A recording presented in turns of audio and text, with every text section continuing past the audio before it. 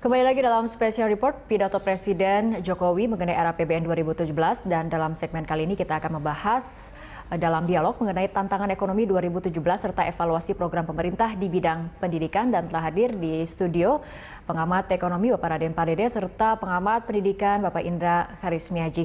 Pak Raden dan juga Pak Indra, terima kasih telah hadir bersama kami di studio Berita 1. Sebelum kita membahas dalam dialog, kita akan saksikan paket pengantar berikut ini.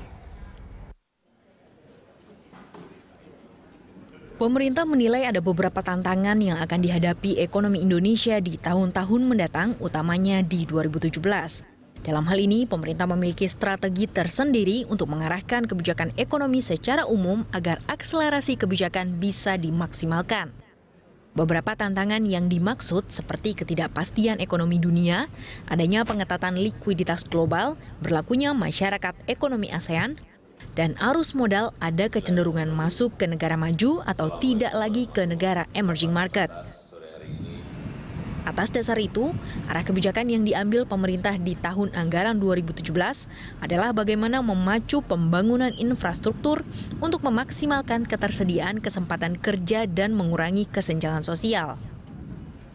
Perekonomian Indonesia pada tahun 2017 juga akan banyak dipengaruhi faktor global, seperti salah satunya adanya penyesuaian proyeksi ekonomi global oleh Dana Moneter Internasional dari 3,4% menjadi 3,2%, serta oleh Bank Dunia dari 2,9% menjadi 2,4%. Di sisi lain, pertumbuhan ekonomi Tiongkok di kuartal 1 2016 hanya mampu tumbuh di kisaran 6,7%. Pencapaian itu rendah untuk negara sekelas Tiongkok. Apalagi indeks komoditas masih rendah dan memberikan dampak terhadap laju ekonomi di dunia. Pemerintah dan DPR menetapkan pertumbuhan ekonomi di rancangan anggaran pendapatan belanja negara 2017 berada di kisaran 5,3% sampai dengan 5,9%.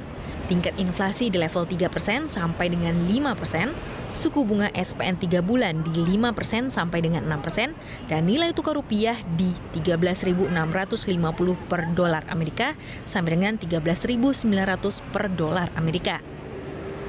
Tim Liputan Berita 1. Ya, pemirsa, kita akan mulai dialog di Special Report kali ini. Kita ke Pak Raden terlebih dahulu. Pak Raden, sesaat lagi warga ataupun masyarakat juga akan mendengar bagaimana kemudian Presiden menyampaikan postur RAPBN untuk tahun depan. Sebelum kita membahas bagaimana sebetulnya postur RAPBN yang diharapkan, ini kita evaluasi dulu pada saat APBN 2016 dan juga APBNP 2016. Banyak orang kemudian yang mempertanyakan, ini untuk APBNP saja akan ada revisi. Artinya pada saat penyusunannya kredibilitasnya dipertanyakan. Pendapat Pak Raden? Ya, jelas memang untuk RAPBN atau APBN 2016 dan bahkan APBN 2015 juga sebetulnya memang kredibilitasnya dipertanyakan. Terutama adalah dilihat dari sisi penerimaan yang terjadi kenaikan sangat signifikan sekali, baik 2015 maupun 2016. Ini menjadi pertanyaan karena ini adalah di luar hal yang wajar. Hal yang wajar itu adalah pada saat ekonomi menurun, maka pendapatan pajak tidak mungkin naik secara signifikan. Itu adalah rule yang paling dasar yang kita terima. Jadi biasanya ekonomi menurun ya atau pertumbuhan menurun, maka kenaikan daripada pajak pun akan menurun daripada tahun sebelumnya. Karena profit daripada perusahaan berkurang. Kemudian PPN, kegiatan dari ekonomi menurun berarti PPN-nya juga akan menurun. Jadi biasanya kalau seperti itu maka pajaknya itu kenaikannya akan relatif lebih sedikit. Nah, kenyataannya di tahun 2016 itu kenaikannya luar biasa. Ya, kenaikannya itu hampir 400 triliunan. Ya, lebih dari 30% kenaikannya itu. Itu adalah yang saya katakan itu, kalau pertumbuhannya sekitar 5%-an dengan inflasi sekitar 3-4%, yang wajar itu adalah 9%. Jadi kalau naik 30% menjadi tidak wajar. Nah, kalau penerimaan naik diperkirakan 30% atau sampai 40%, maka pengeluaran juga akan diproyeksikan seperti itu. Nah, itulah akibatnya sekarang ini baru 1 bulan kita lihat APBNP, Sekarang dengan Menteri Keuangan yang baru, dia terpaksa harus juga memotong banyak anggaran ini sekitar 200 triliun lebih menurut beliau ya, yang sudah dipotong sekarang 133 triliun. Ya. Apakah ini harus melalui APBNP kedua lagi?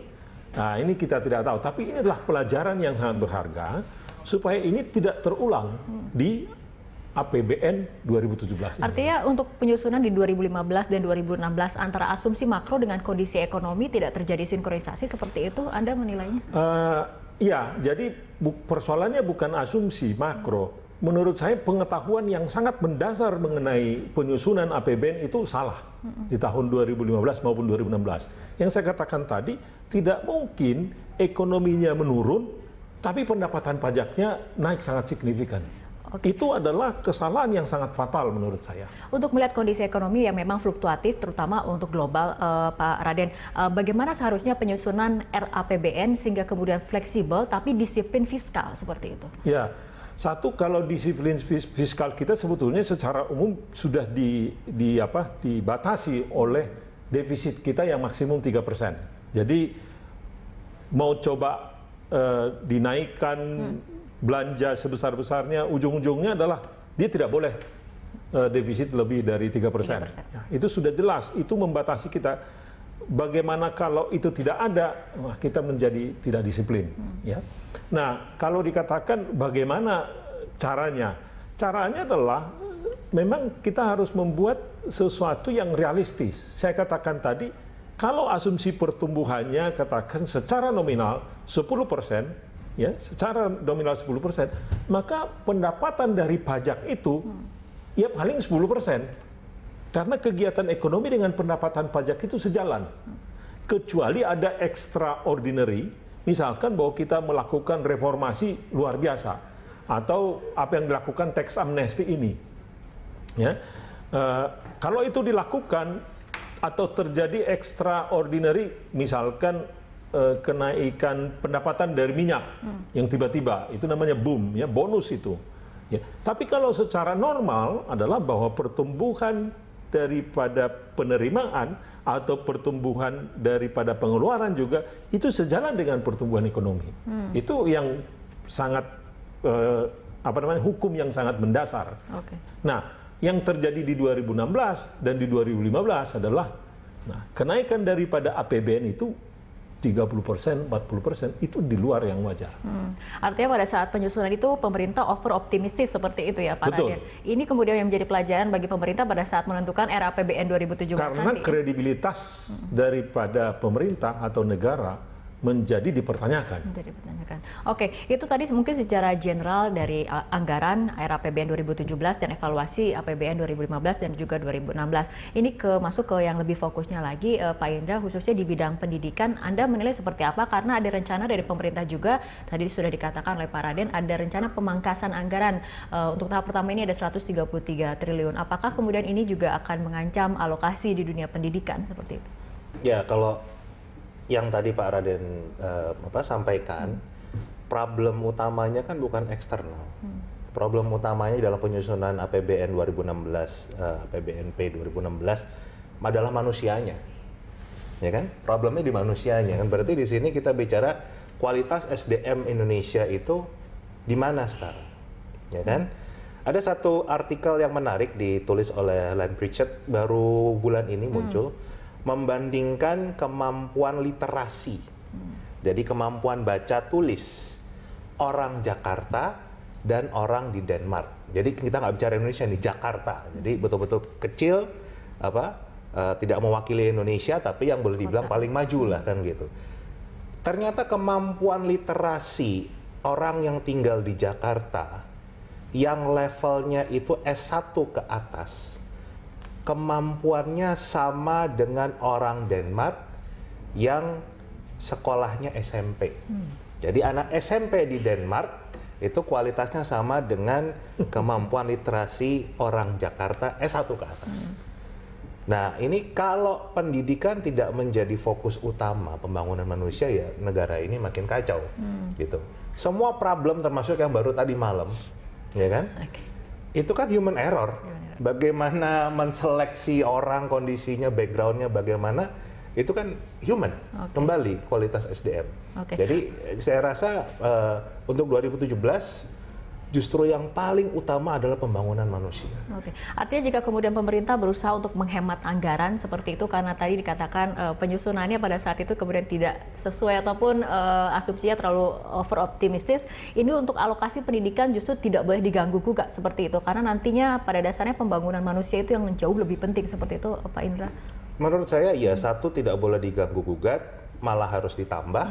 Yang ketiga juga harus diatur sedemikian rupa supaya optimal, karena juga selama ini anggaran pendidikan kita yang sangat besar, 20%, itu belum dimanfaatkan secara optimal, karena malah anggarannya naik tapi kualitasnya turun. Kita itu yang ranking 1-2 dari bawah seluruh dunia kualitas pendidikan kita. Nah itu dia, dengan anggaran yang cukup besar, artinya 20% dari APBN seperti itu untuk alokasi pendidikan, Anda menilai evaluasi keberhasilan sistem pendidikan selama ini seperti apa dengan tadi dikatakan dana yang luar biasa besar? Apa sebetulnya yang paling kurang untuk kemudian dibenahi dan dioptimalkan penggunaan anggarannya?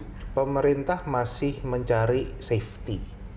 Jadi kalau saya ibaratkan sistem pendidikan Indonesia itu ibaratnya rumah tua yang sudah digerogoti oleh rayap, ya kan, udah siap mau ambruk lah gitu.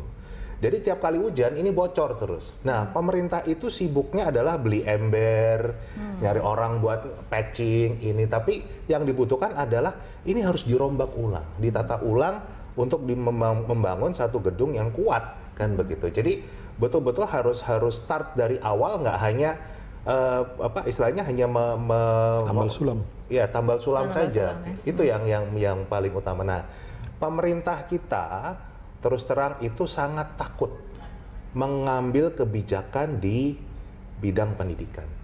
Kenapa? Karena ini adalah mesin politik. Ya kan?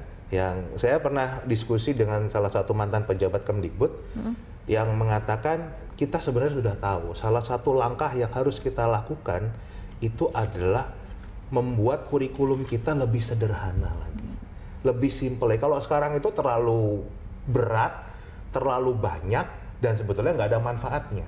Tapi itu juga dari sistem kebijakan pendidikan juga tidak sustainable ya. Artinya setiap ada pergantian pemimpin, ada pergantian sistem juga seperti itu. Itu juga kemudian memundurkan dunia pendidikan. Sebetulnya kalau kita bicara perubahan sih itu baik malah kan gitu. Tapi yang jadi problem adalah mindset dalam membuat perubahan tadi, misalnya kurikulum, bukan untuk menjadi lebih baik, tapi bagaimana anggaran terserap. Ya kan? Itu udah mindsetnya udah sangat-sangat berbeda dalam membuat sesuatu yang baru. Kita punya blueprint tadi kan, kita ingin membuat manusia Indonesia itu yang seperti ini. Ya kan? Sambil contoh, Amerika begitu dites PISA itu jadi anak usia 15 tahun itu dites tiga kecakapan, matematika, sains, sama membaca, ya kan? Begitu nilai mereka dilihat rendah dibanding rata-rata negara lain, mereka langsung mereformasi sistem pendidikannya, keluar yang namanya Common Core Standard. Kemudian muncul lagi yang namanya STEM Education. Sekarang yang paling baru adalah Computational Thinking. Nah, kita harus berani yang begini. Kita lihat nih bagaimana kemudian keberanian pemerintah dalam menyusun asumsi-asumsi makro RAPBN, alokasi anggaran untuk sektor pendidikan terutama mungkin sesaat lagi. Dan pemirsa, spesial report pidato Presiden tentang RAPBN 2017 akan kembali bersama rekan Ahmad Muradi setelah News Update pukul 14 sesaat lagi.